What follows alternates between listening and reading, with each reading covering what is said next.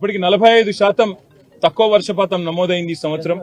భవిష్యత్తులో సెప్టెంబర్ మాసం దాకా వర్షాలు కురిసే అవకాశం ఉన్నా దానికి గ్యారంటీ లేదు. కాబట్టి పంపింగ్ అనేది ఇంకా మేము నిర్ణయం తీసుకోలేదు అని అధికారులు చెప్తా ఉన్నారు. ఇవాళ అక్కడ లక్షల క్యూసెక్కుల నీళ్లు కిందికి పోతా ఉన్నాయి ప్రతిరోజు కిందికి గోదావరి నదిలో.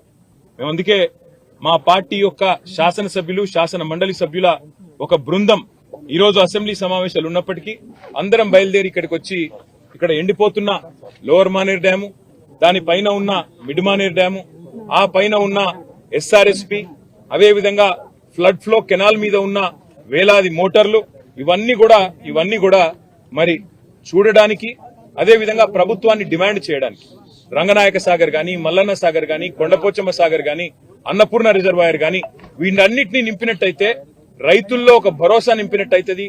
సాగునీటి విషయంలో ఒక పూర్తి స్థాయి స్పష్టత రైతులకు వస్తుందనే ఉద్దేశంతో మేము ఈ కాళేశ్వరం సిస్టంలోని రిజర్వాయర్లు, అదేవిధంగా పంప్ హౌజులు వాటి సందర్శనకు బయలుదేరి రాష్ట్ర ప్రభుత్వ దృష్టికి ముఖ్యంగా తీసుకొని ఒక్క విషయం రాదలిచినాం.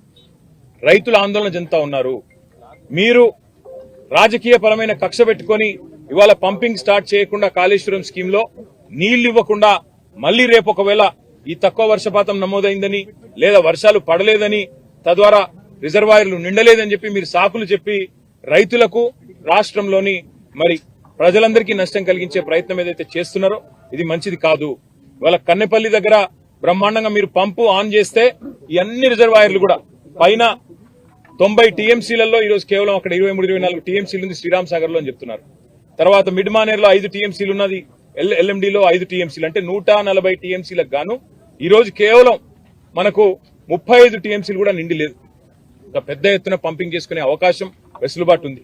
దాంతో పాటు మీరు మల్లన్న సాగర్ లో 50 టీఎంసీలు, కొండపోచమ్మ సాగర్ లో 15 టీఎంసీలు నింపితే కేవలం రైతులకే కాదు హైదరాబాద్ మహానగరానికి కూడా రేపటి మంచినీళ్లకు గాని, మార్గ మధ్యంలో ఉండే వేలాది గ్రామాలకు, ఇతర జిల్లాలకు, నియోజకవర్గాలకు కూడా మంచినీటికి కూడా ఇబ్బంది లేకుండా మనం రేపటికి మేనేజ్ చేసుకునే అవకాశం ఉంటుంది.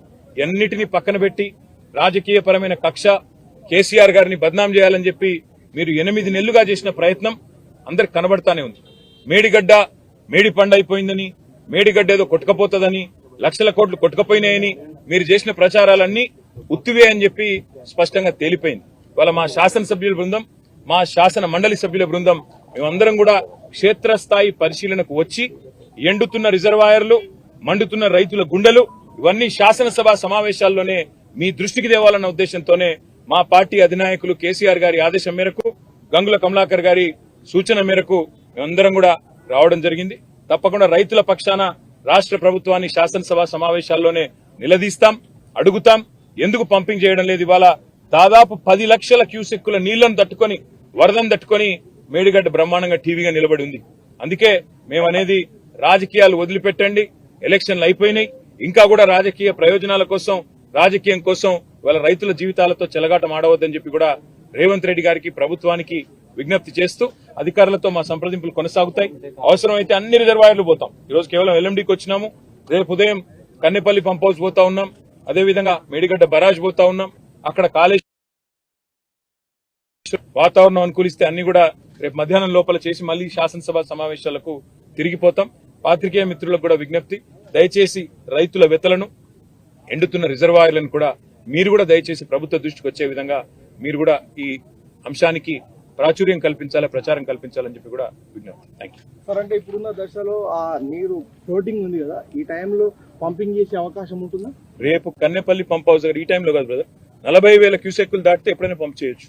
ఇప్పుడు అక్కడ 10 లక్షల క్యూసెక్కుల నీళ్లు కిందికి వృధాగా పోతున్నాయి, వందలాది టీఎంసీల నీళ్లు కిందికి పోతున్నాయని చెప్పి ఇంజనీర్లే చెప్తా ఉన్నారు. ప్రభుత్వ ఆదేశాలు రాలేదని చెప్తున్నారు. కాబట్టే మేము ప్రభుత్వాన్ని కోరుతున్నాం, వెంటనే రివ్యూ చేయండి, చేసి రైతుల గుండెల్లో భరోసా నింపండి. ఎప్పుడైనా చిన్న ఇదేం పెద్ద అర్థం కాని ముచ్చట కాదు బ్రదర్. ఎప్పుడన్నా మన ఇంట్లల్లో నీళ్లు వస్తాయి, ప్రతిరోజు 1-2 గంటలో నీళ్లు వస్తాయి, ఏది మున్సిపల్ నీళ్లు. ఏం చేస్తాం మనం? ఇంట్లుండే బిందెలన్నీ నింపుకుంటాం, ఇంట్లుండే కుండలన్నీ నింపుకుంటాం, డ్రమ్ములు నింపుకుంటాం, పెట్టుకుంటాం. ఎందుకు?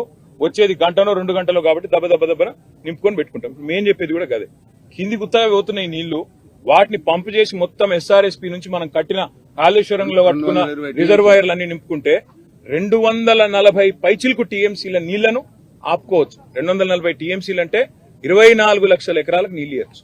ఒక టీఎంసీతో 10,000 ఎకరాలకు నీళ్లు ఇవ్వచ్చు. నీళ్లున్నాయి, తప్పకుండా వెంటనే నింపి పెట్టండి అని చెప్తున్నాం. అంతకంటే ఇలా బేచిజాలకు పోవాల్సిన అవసరం లేదు. మేము చెప్పినాం కాబట్టి చేయొద్దు అనే ఆలోచన వద్దు, రైతుల కోసం చేయమని ప్రభుత్వాన్ని కోరుతున్నాం.